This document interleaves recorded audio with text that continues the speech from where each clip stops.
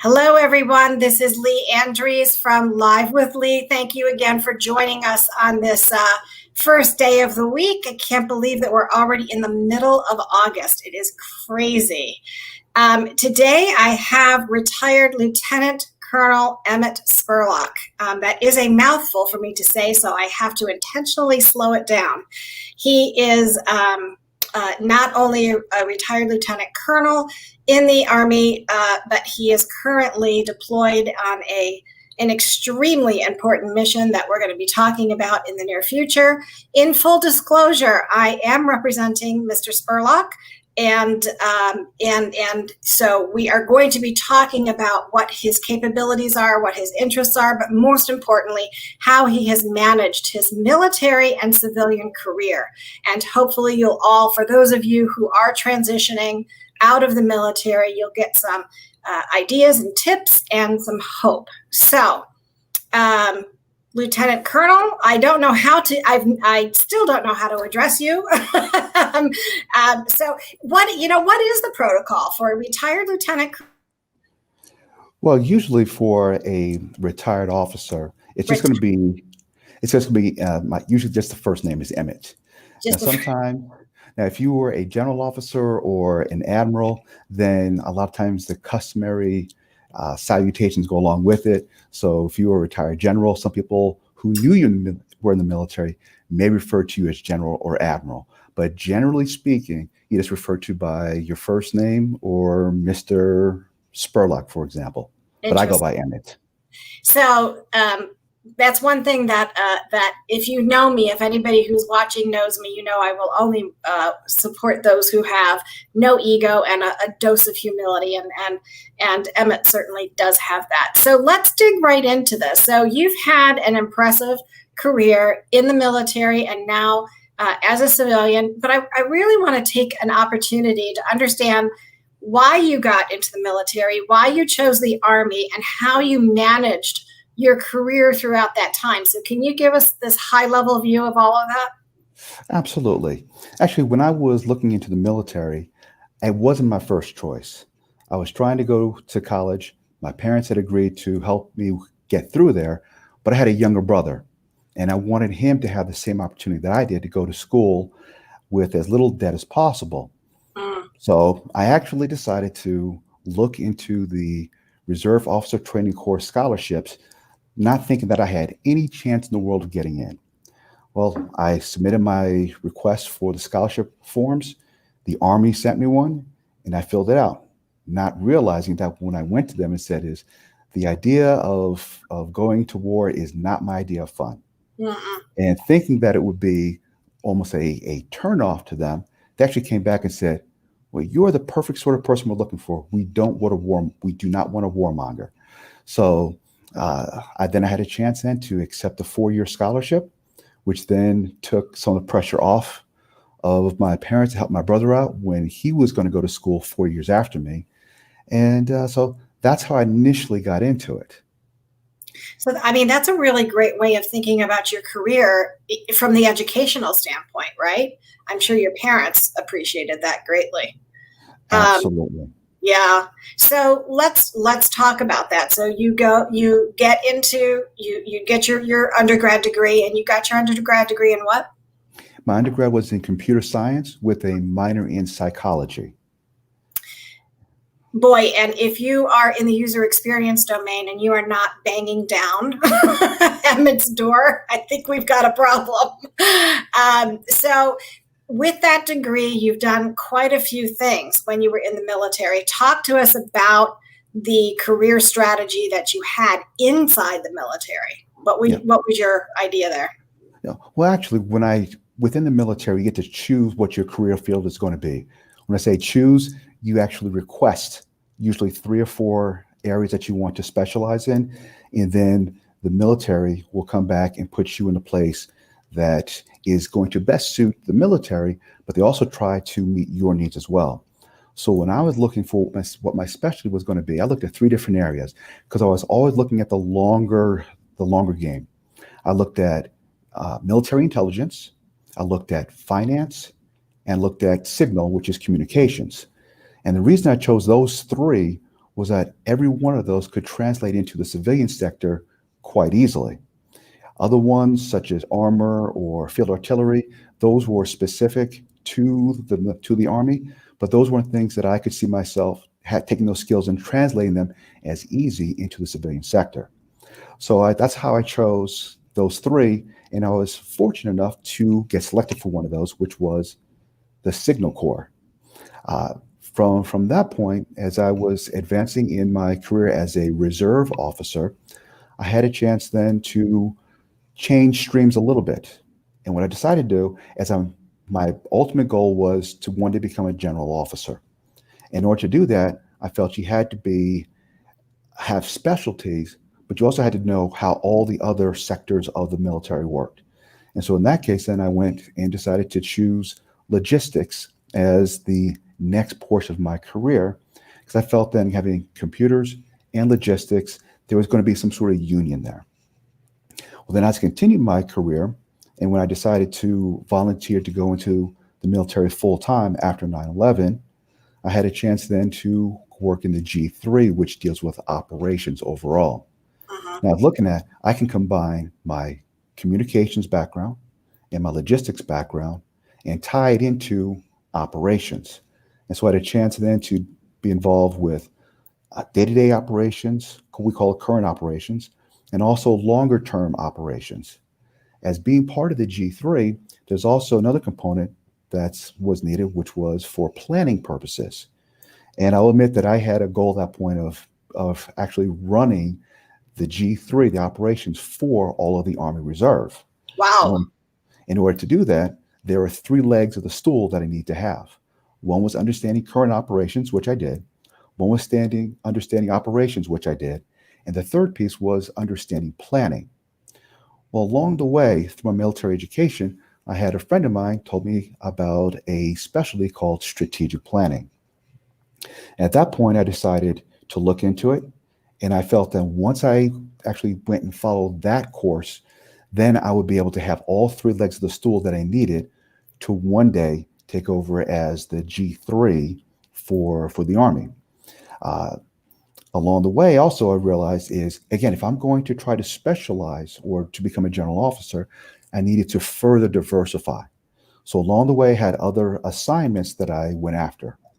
One was as an executive officer or chief of staff equivalent, where it was with a unit that did human resourcing. So then I had a chance for another 2 years to figure out the human resourcing side of how the Army does business. So that gave me another portion. What I must also tell you is that I also pulled in my education to help supplement those areas as well. Therefore, I got a degree in computer science, then a master's in finance, an MBA in finance, and then further to go get for the general management program at the Harvard Business School to be able to start tying in all those things. So again, it never was just the military jobs by themselves. It was military education, military experience, civilian experience, and civilian education as well.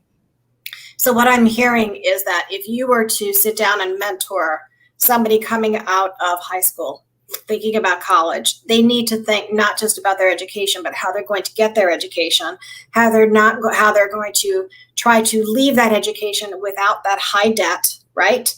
Get a good education. And then if you choose the military path, you've got a plan. It sounds to me like you were thinking 15, 20 years ahead. Like, what am I going to do in the military that's going to nicely translate to civilian? So this way you give yourself the option. On top of that, the other thing I heard is that out of all of the choices that you made, you looked at enterprise needs, whether it's military or commercial, right? You're thinking, what does a company and an organization need to operate? And you learned every facet of it. And if I remember correctly, Emmett, you're also part of the capture team. You're helping organizations close new business by responding to RFPs. Is that right? That is correct. Yes, it is. So when you tie all of that together in a nice bow, the bow on this package is really that Harvard training that says, okay, take everything you've got and now think of yourself as a solution for an organization. So you have essentially taken yourself from operations to heading up operations and program. So you've set yourself up for a COO position, if I'm hearing you correctly. Absolutely right.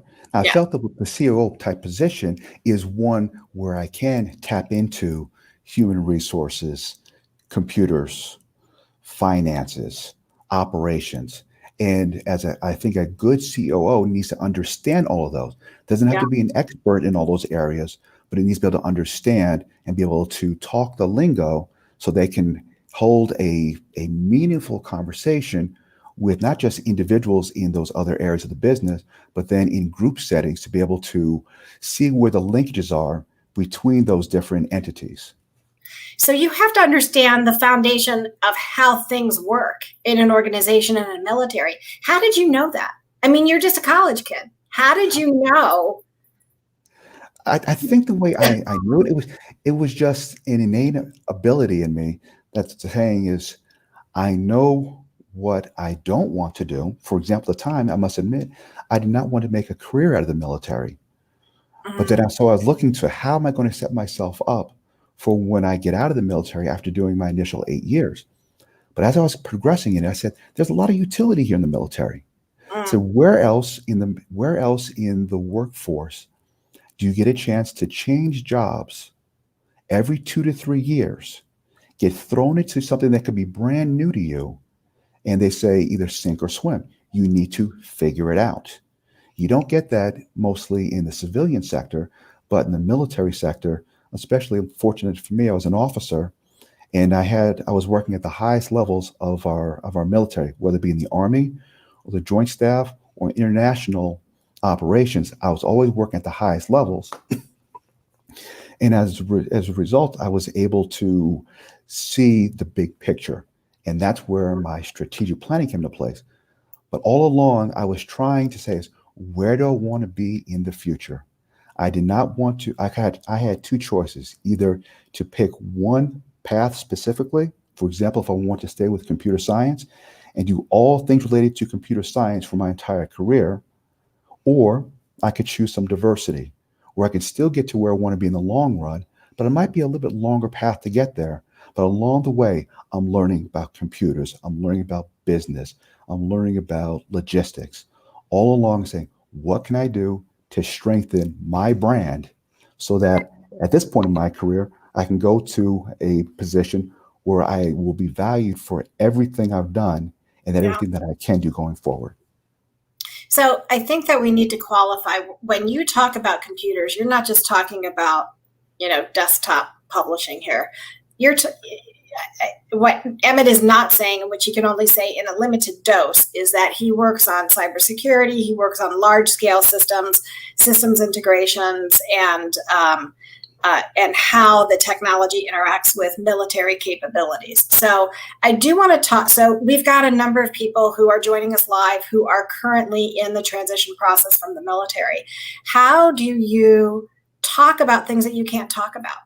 I mean, that's, I did this really cool thing. I just can't tell you. And that is such a difficult thing to do. I have some of my co-workers that I work with now who are in the military as well, and they so badly want to talk about what they actually did, but they can't because it's usually on a classified level. And being classified, we have to worry about national security. And so Right. certain things we can't do. But I think though, when you're talking to civilian entities who do not understand about the military, they may not appreciate as much that you can't tell them everything you did. Mhm. So the challenge comes in for those of us that were doing transition is how do you describe to a non-military person that you may be interviewing with, or even before you get to the interview process, is someone who is just looking at your resume. How do you explain to them what you did without divulging information? Uh, and that part of it comes down to is you need to take yourself out of your environment and try to put yourself in someone else's shoes. So you have to understand your target audience. And when you Mm. start, the military uses a lot of acronyms and a lot of military speak that no one else is going to understand. So how do you take those things and put them in such a way where the average person can understand you. And so that's why working with someone like you who can help us pull out what we've actually done and put it in terms that the average civilian employer or company can understand, it goes a long way. We are sometimes, as a military person, we can be very humble and we just do what we do. And we don't realize the impact that we've had on our nation, on the world, on just the peace that we have in the world as well. And so, again, how do you translate that? And that what I say is, even though the military does have programs that are there to help you during your transition, I don't think it's good enough. I do think you need to speak with someone, like I said, who can pull that information out of you and put it on a resume where it resonates with people other than military. Yeah. So let's talk about that. Humility also requires that you ask for help. So how you achieved everything that you have throughout your career in military and civilian, what kind of help did you get along the way? How did you know it was time to get help? Well, it was mentors really that came into play. I had both military mentors. I had people who were former military that were mentors to me as well. And then also had other mentors from when I used to work in the civilian sector. I had one of my bosses when I worked for him at McDonald's Corporation. He actually mentored me quite a bit early on. And then when I went to my next job at AC Nielsen, he happened to be there as well. I didn't know that, but he happened to be there and he pulled me in to go work for him. And Wow. along the way, I was very fortunate, but along the way, I kept asking him questions. I said, how do you do this? How do you maintain contact with the civilian sector when I also have to do my military requirement as well? But the nice thing is, even after I left and volunteered to come back onto active duty, that was about 16 years ago. He and I still are in touch, and we still go and strategize. We still go and say and he looks at how he can help me, whether it be through a reference, whether it be through just us sitting down and talking, whether it be just telling him, practicing on him the types of answers I would have to give to someone in the civilian sector. So he helped me a lot of times translate the terms that I had in the military to what would be acceptable in the civilian sector. So combining those three types of people, that helped me to get to where I am today. That's wonderful. So what I'm hearing again is that even though you are now, you've got 15 plus years of experience, 20 years of experience and a pedigree, right, of a resume and results to share, you are still seeking that person's mentorship. Absolutely. One thing is I've always believed in is I cannot stop learning. I have to do something to exercise my mind as well as my body. So what I've been doing while I'm over here in Saudi Arabia right now is I brought 3 books with me from professors from the Harvard Business School, and I've read the first 2 and I'm almost done with the third one. But it's constantly trying to exercise my mind to see what can I do better, because I believe that once I stop learning, then I'll stop living. And I Yeah. don't want that. I want to continue using my mind as long as I can. So you've got a little bit of a fans club here. We're going to talk about Saudi in just a minute because I think that's like a very interesting part of your career. So Wade Forbes says he started it off with a sacrifice for another. That's leadership, Emmett, meaning that you went to the military to make sure that your family could send your younger brother to college without incurring debt. So that is a sacrifice. And Charlotte Henson Tucker is joining us. Charlotte, you don't know Charlotte, but I do and have known for decades. She is also in the executive recruitment industry and launched her own company pretty soon as well. So you've got quite a few people hanging out here. So let's talk about where you are right now. You have the highest clearance level within the military. Which clearly is needed where you are and doing what you're doing. How did you get to Saudi? You leave the military and you go to Saudi. Yes. You can't even stay home for a little bit. No, that's true. But I wanted to come over here. Actually, what I made a promise to my wife when she got out of the military herself, She agreed that she was going to support my endeavors to try to make it as far in the ranks as possible in the Army. And I promised her that when I was finished, I was going to support her desires. And once she used to be deployed overseas herself for a period of 7 years, and she loved it overseas. So one of my goals was, I said, is uh, Bridget, you gave to me. Now I want to give back to you and help you get to where you want to be. I know you want to be overseas. So then there came a time during my last assignment within Booz Allen where I said, you know what, it's time now for me to really look for something that's going to be challenging to me and also it's going to be fun for Bridget to do. And so I started looking around and Saudi Arabia popped up as a possible opportunity. I happened to reach out and they needed someone that had cyber experience, of which I've had 3.5 years of it prior to coming out here to Saudi Arabia. Had a couple interviews, and after the second interview with one of the leaders out here, they said, "How soon can you start?" Wow. And at that point, then it was a decision that I'd been talking with my wife the whole time, and said, "This is an opportunity for us, not for me, but for us as a couple." And we agreed that we would both take on this endeavor to come out here. And what's funny was I didn't realize this at the time, but I looked back after I already got out here at some of the positions I applied for in the past with Booz Allen, and come to find out that 2 or 3 years ago, I'd applied for a similar position out here in Saudi Arabia. So maybe it was fate that I was supposed to come out here, but it worked out. It took a little bit longer to get here than I initially thought, but that's how I guess it was meant to be that I was come out here. Yeah, clearly. So I know what you're doing right now, and I know what we can share and what we can't share. So I'm going to let you share the part that you can share. What I'm going to ask you to do though, is in your current role, everything that you're doing in your current role ties in every capability that you've acquired to this point in your career. That is a really hard thing to do. What's even harder about your current position is that it is one of powerful influence without the direct ability to direct, right? Absolutely So right. can you share with the audience what it is that you are doing now and why this ability to influence is so very important and critical, not just in a job, but this is your primary responsibility. Yes. Influence. Yes. And I'm glad you qualified it by saying there's some things I can talk about, some things I can't talk about. Mm-hmm. So to the audience, I apologize that I can't get into a whole lot of detail, but I think I'll be able to give you enough information to be able to give you a good feel for maybe some of the challenges that I face and how I deal with it.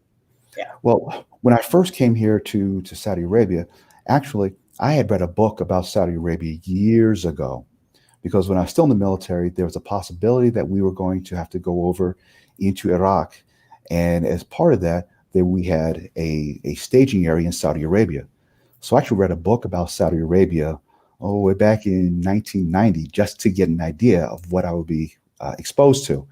Now, I didn't get exposed to Saudi Arabia until just this year, but I started getting a foundation for maybe the culture, the environment, what to expect when I got here. Well, also what's nice is prior to me coming here, I had 5 of my classmates from my executive program that I took were Saudi nationals. So I had Oh, a chance. Yes, I was very fortunate. I had a chance to was talk with that them. intentional or did that just happen?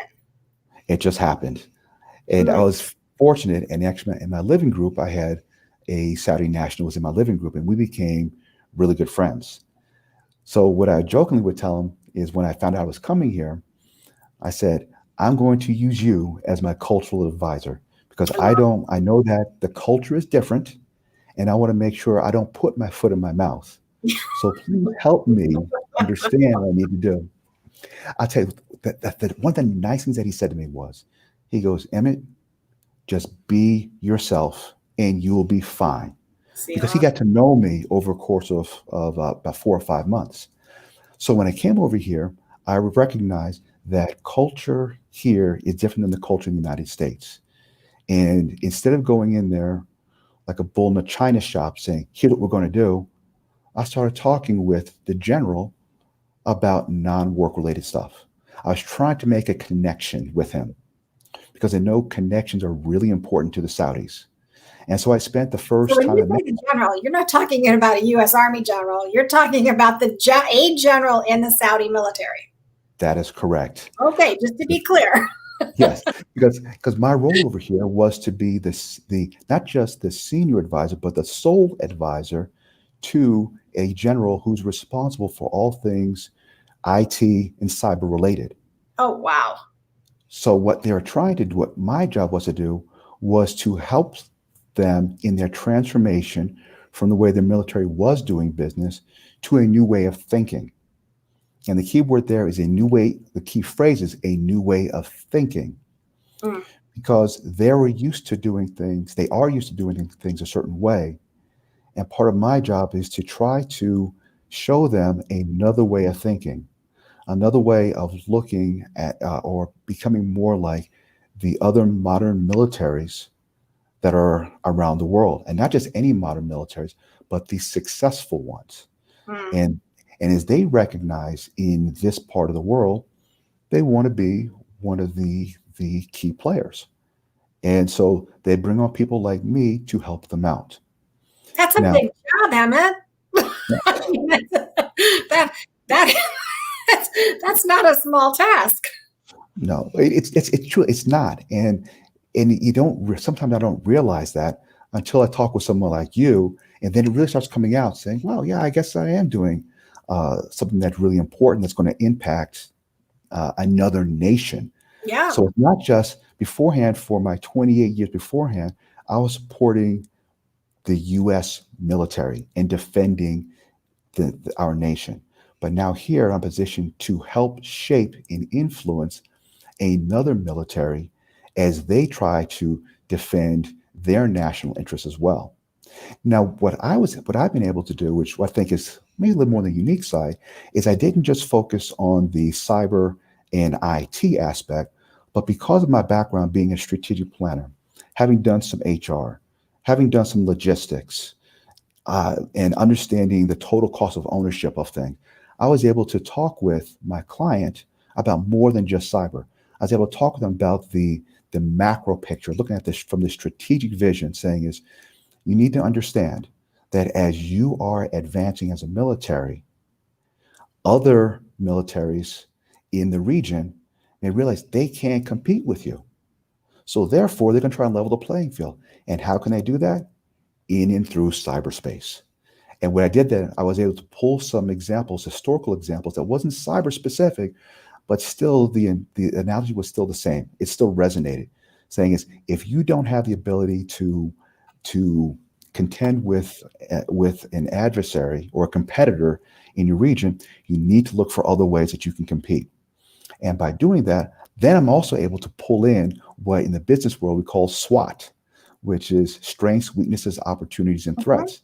I use that same exact mindset with my Saudi client to try to get them to tell us or let them to understand what they may be facing in the future. And so again, I was able to pull all these things in. I'm able to go and say, from a human resources point of view, is as they are advancing and modifying their communications and the way they do cyber, say you need to consider, do you have the right people? How do you attract them? How do you retain them? And what do you do when you can't go one deep? So how do you train people, which is another thing I had learned about, and training your force and doing cross-functional training so that if one person goes down, you have another person right there waiting to step in. And so Wow.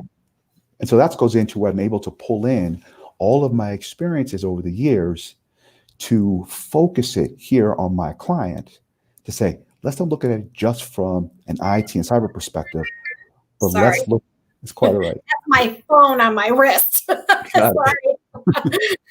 Yeah. But it's really, I'm trying to look at the whole of military. And then further, the one last thing I mentioned too is not only having my client understand what he needs to do internally, but I was trying to, and I have been successful in having him look horizontally and vertically, either within his organization or to the sister organization that he must communicate with, to make sure that they're all working together as a joint force and not individual departments. Okay, that's a mouthful. So we've got Sonal Ball, who made a comment here, and she's in Brussels, by the way, says, what a fascinating conversation. And Emmett's voice is soothing. One would never guess he's talking about a general in Saudi Arabia. And so I also want to kind of wrap this, believe it or not, we're at the 30-minute mark. That went fast, right? Yes, So one of the things that I think that you downplay is your communications. You were actually chief of communications for part of the military, and part of that responsibility was helping generals communicate to Congress to get funding and resources. So, I mean, the humility that comes through with you is just who are listening. So storytelling, communications, the similarities of share with that you're finding the similarities, not the differences between what the U.S. did and what the Saudi Arabian Army could do. And so sharing those stories and past performances helps. So I am going to, unfortunately, this is the end of our time. We've got one more comment. Rob Pullen, Mark Longhurst, very relevant and useful conversation for you both. So you're being referred to other people by Sonal. I want to thank you so much, Emmett, for your time today. I know that you are in a critical position right now, and so every minute of your day counts. It is an honor to know and appreciate all the service that you've given to our nation, and to all of those who you are helping right now who are in the military, either getting into it or leaving.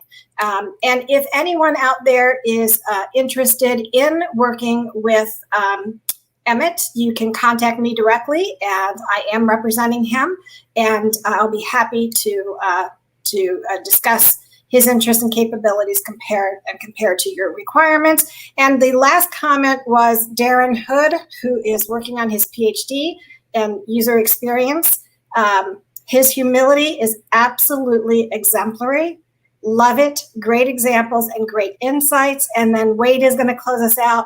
You get more than just an employee with Emmett. You get a good person. I mean, there's your brand, sir. Thank you all very much for tuning in today. And Mr. Spurlock, if you can hold for just a moment, I'm going to end the broadcast and we'll regroup afterwards. And you guys have a great day. Again, thanks for joining Live with Lee.